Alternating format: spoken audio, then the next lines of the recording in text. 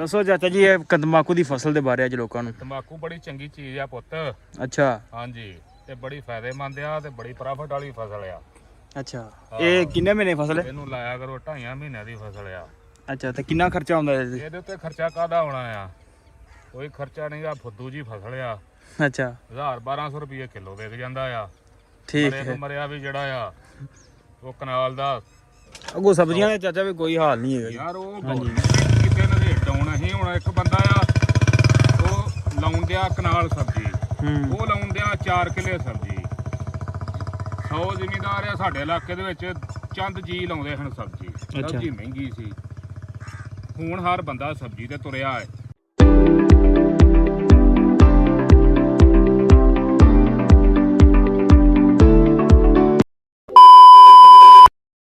अस्सलाम वालेकुम जी, की हाल चाल? उम्मीद करदा कि तुसीं सारे वधिया होगे। अज दे नवें दिन एक नवें व्लॉग च सारे भरावां दा वेलकम आ, स्वागत आ। जियां नूं आखदे आ अज दे नवें व्लॉग च, अज दी नवीं वीडियो च। ते अज दी जिहड़ी अपनी रूटीन है तुहाडे सारे भरावां नाल सांझी करांगे। सो जुड़ के रहना ते व्लॉग पूरा देखना ते आ जाओ चलदे आ वीडियो वाल।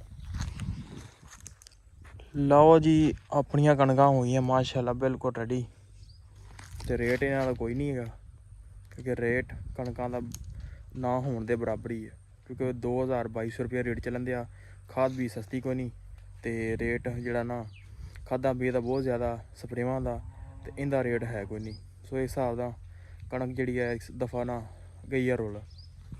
तो देखने मजीद की बेहतरी होंगी आ। अल्लाह करे कोई वधे इन्हों का भी रेट। चलो जिमींदारों को कुछ तो साह निकले उन्होंने चारे का, बहुत माड़े हालात उन्होंने चलन देन। कुछ कणकां अपनियां हो चलियां तैयार। इधर वाली जी कणक का रंग ना हो गया लालगी हो गई फुल। ये थोड़ी बहुती ना हरी हैगी है। तो इंशाल्लाह तेरा ना होर 8-10 दिन हथ लग जाने कणकों नूं, ते माशाअल्लाह नवीं कणक आ जाएगी। तो जी टाइम हो गया साडा चवाई का, लाउन लगे हुण चवाई। मज्जां हटा लीए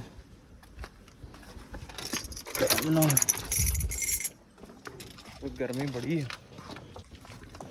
अंदर पट्ठे पुट्ठे खा के भी वेलियां हो गई, शामी फिर पट्ठे पावांगे ना। ते दुद्ध भी आने वाला, दद्दा बद्दा बुलाइए चवाई। हूँ दुद्ध आप चो लिया, चवाई करके हो गए वेले, भांडे भूंडे पैने दुद्ध ही लै गया दुद्ध। ते हुण चलते हैं उधर चाचे को।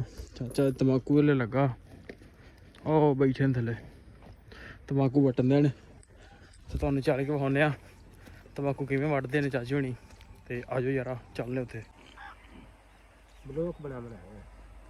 अज बनाया नहीं, तू है ही नहीं, दिल नहीं किया पहले। अच्छा चलो बना लो, अपना पूरा कर लो। पूरा हो ही जाना चाचा। इधर आ भी तंबाकू पिया जनाब।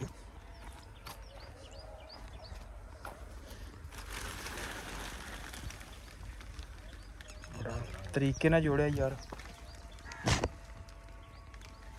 सेक पूरा ही ये विच है ना।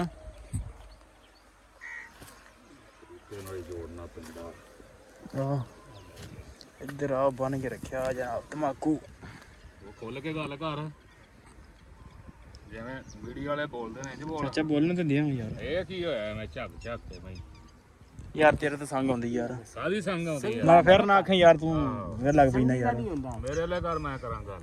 लो जी ਬੋਲ, ਕੀ ਬੋਲਣਾ ਹੈ? दसो चाचा जी ये तंबाकू की फसल के बारे अज लोगों ਨੂੰ। ਤੰਬਾਕੂ ਬੜੀ ਚੰਗੀ ਚੀਜ਼ ਆ ਪੁੱਤ।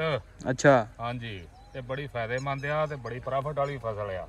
अच्छा ये किन्ने महीने फसल है? ਇਹਨੂੰ ਲਾਇਆ ਕਰੋ 2.5 ਮਹੀਨਿਆਂ ਦੀ ਫਸਲ ਆ। अच्छा तो किन्ना खर्चा आਉਂਦਾ ਇਹਦੇ ਤੇ? ਇਹਦੇ ਉੱਤੇ ਖਰਚਾ ਕਾਹਦਾ ਹੋਣਾ ਆ? ਕੋਈ ਖਰਚਾ ਨਹੀਂ ਆ, ਫੁੱਦੂ ਜੀ ਫਸਲ ਆ। अच्छा 1200 ਰੁਪਏ ਕਿਲੋ ਵਿਕ ਜਾਂਦਾ ਆ। ठीक ਮਰੇ है ਤੋਂ ਮਰਿਆ ਵੀ ਜਿਹੜਾ ਆ ਉਹ ਕਨਾਲ ਦਾ 100 ਕੁ ਰਸਾ ਨਿਕਲ ਆਉਂਦਾ। ठीक है। ਹਾਂ, ਤੇ 500 ਦਾ ਰਸਾ, 400 ਦਾ, 500 ਦਾ ਰਸਾ ਵਿਕਦਾ ਹੈ। यानी कि आधा किलो तो हो गया सुखा सुकू के। ਅੱਧਾ ਕਿਲੋ ਤੋਂ ਭਾਰੇ ਨੇ ਆ ਜਿਹੜੇ ਰਸੇ ਵਾਹੀ ਵਟਣਦੇ ਆ ਨਾ, ਇਹ ਭਾਰੇ ਨੇ। ये गिले तो भारे ही ने। ਨਹੀਂ ਨਹੀਂ, ਸੁੱਕੇ ਵੀ ਭਾਰਾ ਆ ਇਹ। बारे रहने सुक्के भी बारे हो। ਠੀਕ ਆ। ਇਹ ਅੱਧਾ ਕਿਲੋ ਤੋਂ ਭਾਰਾ ਆ ਇਹ, ਅੱਧਾ ਕਿਲੋ ਤੇ ਅੱਧ ਪਾ ਹੋਣਾ ਆ। ਠੀਕ ਆ। सही ਹਾਂ, ਇਹ ਚੰਗੀ ਫਸਲ ਕਰ ਦੇਵੇ ਅੱਲਾ। बिल्कुल 2.5 ਮਹੀਨਿਆਂ ਦੇ ਵਿੱਚ ਕਿੱਲੇ ਦੇ ਵਿੱਚੋਂ 1000-1200 ਰਸਾ ਜਿਹੜਾ ਨਿਕਲ ਆਉਂਦਾ। आहो ਤੇ 1200 ਰਸਾ ਤੂੰ ਲਾ 400 ਦਾ ਰਸਾ ਹੋਵੇ ਤੇ ਤਾਂ ਪੌਣੇ 5 ਲੱਖ ਰੁਪਇਆ ਬਣ ਜਾਂਦਾ।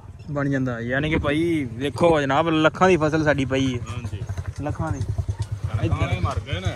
ਹਾਂਜੀ ਇੱਧਰ ਸਾਡਾ ਦੁੱਧ ਵੀ ਆ ਗਿਆ। ਕਣਕਾਂ ਦੇ ਰੇਟ ਤੇ ਬਾਰੇ ਦੱਸੋ ਯਾਰ ਚਾਚਾ ਅੱਜ ਨਾ ਹਾਂ ਕੀ ਰੇਟ ਮੈਂ 2200 ਸੁਣਿਆ ਹਲੇ। ਬਾਹਰ ਵਾਲੇ ਆ ਕਿ 2200 ਹੋਵੇ 2600 ਹੋਵੇ ਜਿੰਨਾ ਵੀ ਹੋਵੇ ਫਸਲ ਵਿਕ ਜਾਵੇ ਸਹੀ ਰਕਮ ਜ਼ਿਮੀਂਦਾਰ ਨੂੰ ਮਿਲ ਜਾਵੇ ਇਕੱਠੀ, ਗਵਰਨਮੈਂਟ ਲਵੇ ਸਹੀ। ਗਵਰਨਮੈਂਟ ਨੇ ਚਾਚਾ ਸੁਣਿਆ ਉਹ ਦਾਰਾ ਹੀ ਬੰਦ ਕਰ ਦਿੱਤਾ। ਅਗਲੀ ਫਸਲ ਦੇ ਉੱਤੇ ਖਰਚਾ ਕਰਨ ਵਾਲਾ ਬਣਦਾ ਜ਼ਿਮੀਂਦਾਰ, ਤੇ ਜੇ ਪਈ ਰਵੇ ਉਹ ਖਰਚਾ ਕਿੱਥੋਂ ਕਰੇਗਾ ਵਿਚਾਰਾ। ਉਹ ਜਨਾਬ ਪਾਸਕੋ ਹੀ ਉਹਨਾਂ ਬੰਦ ਕਰ ਛੱਡਿਆ ਤੇ ਪਾਸਕੋ ਬੰਦ ਕਰ ਛੜਿਆ। ਜ਼ਿਮੀਂਦਾਰਾਂ ਵੀ ਤੇ ਪਰਾ ਰੰਨੀ ਪਾ ਛੜੀ ਹੈ ਨਾ 2 ਸਾਲ ਪਹਿਲੋਂ। ਯਾਰ ਕੋ ਹੱਕ ਨਹੀਂ ਹੈਗਾ। ਹੁਣ ਆ ਇਹ ਤੇਰਾ ਤਮਾਕੂ ਜਾਵੇ ਕੰਪਨੀ ਲਵੇ ਆਹੋ ਸਿਗਰਟ ਬਣਾਵੇ, ਆਹੋ ਉਹ ਆਦਾ ਰੇਟ ਆਪ ਤੈਅ ਕਰੇ, ਆਪ ਤੈਅ ਕਰੇ। ਠੀਕ ਹੈ। ਇੱਕ ਜ਼ਿਮੀਂਦਾਰ ਆਪਦੀ ਫਸਲ ਦਾ ਰੇਟ ਆਪ ਤਿਆਰ ਨਹੀਂ ਕਰ ਸਕਦਾ, ਆਪ ਨਹੀਂ ਤੈਅ ਕਰ ਸਕਦਾ। ਤਮਾਕੂ ਵੀ ਕੀ ਇਹਦਾ ਕਿਸਾਨ ਦਾ ਹੱਕ ਨਹੀਂ ਹੈਗਾ। ਤਮਾਕੂ ਜਿਹੜਾ ਨਾ ਇਹ ਵੀ ਜੇ ਹਾਂਜੀ ਆਪਣਾ ਫੈਕਟਰੀ ਏਰੀਏ ਦੇ ਵਿੱਚ ਜਾਵੇ ਨਾ, ਹਾਂਜੀ ਉੱਥੇ ਵੀ ਫਸਲ ਚੰਗੀ ਮਾੜੀ ਦਾ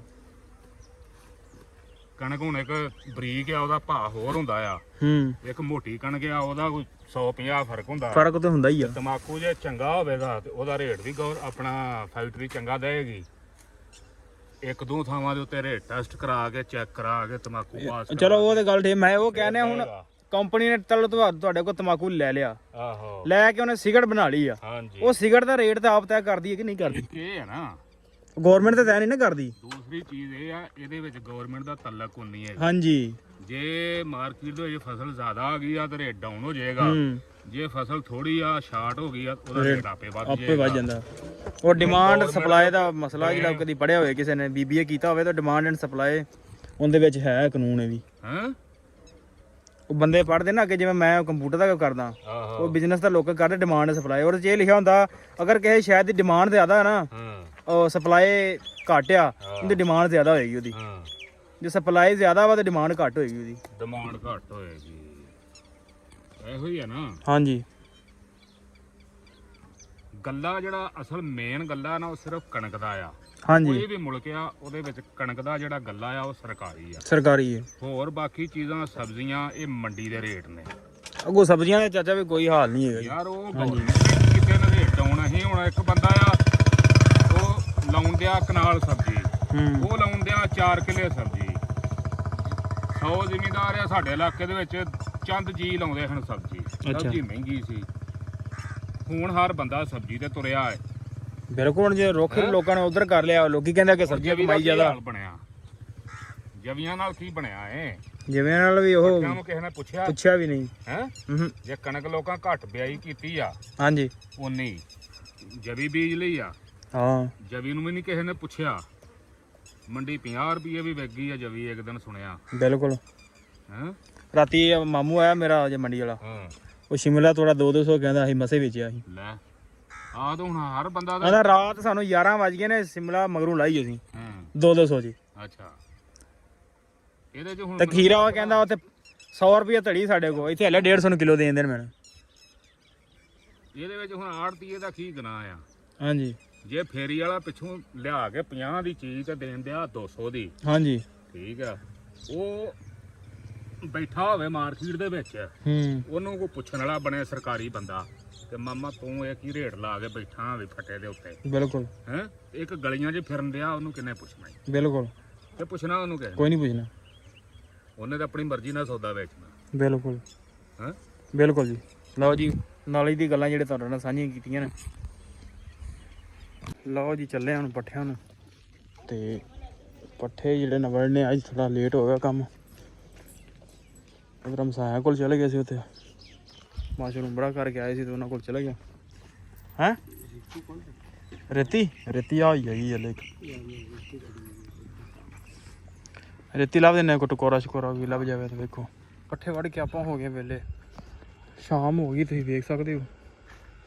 ਤੇ ਹੁਣ ਚੱਲਦੇ ਹਾਂ ਆਪਾਂ ਡੇਰੇ ਤੇ, ਕੰਮ ਕਰੀਏ ਖਤਮ, ਕਿਉਂਕਿ ਛੋਟੇ ਭਰਾ ਹੋਣੀ ਜਾ ਕੇ ਉਹਨਾਂ ਆਪਦਾ ਬਾਲ ਡੰਗਰ ਬੰਨ੍ਹ ਲਿਆ ਵਾ, ਤੇ ਆਪਾਂ ਵੀ ਪੱਠੇ ਪੁੱਠੇ ਵੱਢ ਕੇ ਚੱਲਣੇ ਡੇਰੇ ਤੇ ਹੁਣ। ਤੇ ਵਲੋਗ ਕਰਦੇ ਆਪਾਂ ਐਂਡ।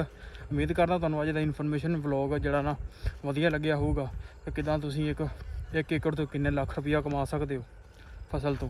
ਕਿਸਾਨਾਂ ਨੂੰ ਇਸ ਪਾਸੇ ਵੀ ਆਉਣਾ ਚਾਹੀਦਾ, ਕਿਉਂਕਿ ਇਸ ਪਾਸੇ ਲੋਕਾਂ ਦਾ ਧਿਆਨ ਹਲੇ ਬਹੁਤ ਘੱਟ ਆ। ਫਸਲਾਂ ਉਹੀ ਹੁਣ ਤਰੱਕੀ ਕਰਨ ਦੀਆਂ ਨੇ ਜਿਨ੍ਹਾਂ ਦੇ ਧਿਆਨ ਲੋਕਾਂ ਦਾ ਘੱਟ ਆ, ਉਹ ਫਸਲਾਂ ਜਿਹੜਾ ਨਾ ਸਹੀ ਜਾਂਦੀਆਂ ਨੇ। ਤੇ ਉਮੀਦ ਕਰਦਾ ਵੀਡੀਓ ਤੁਹਾਨੂੰ ਚੰਗੀ ਲੱਗੀ ਹੋਵੇ ਤੇ ਚੈਨਲ ਨੂੰ ਕਰ ਲਓ ਸਬਸਕ੍ਰਾਈਬ, ਵੀਡੀਓ ਨੂੰ ਕਰ ਦਿਓ ਲਾਈਕ, ਤੇ ਆਪਾਂ ਮਿਲਦੇ ਆ ਇੱਕ ਨਵੇਂ ਵਲੌਗ 'ਚ।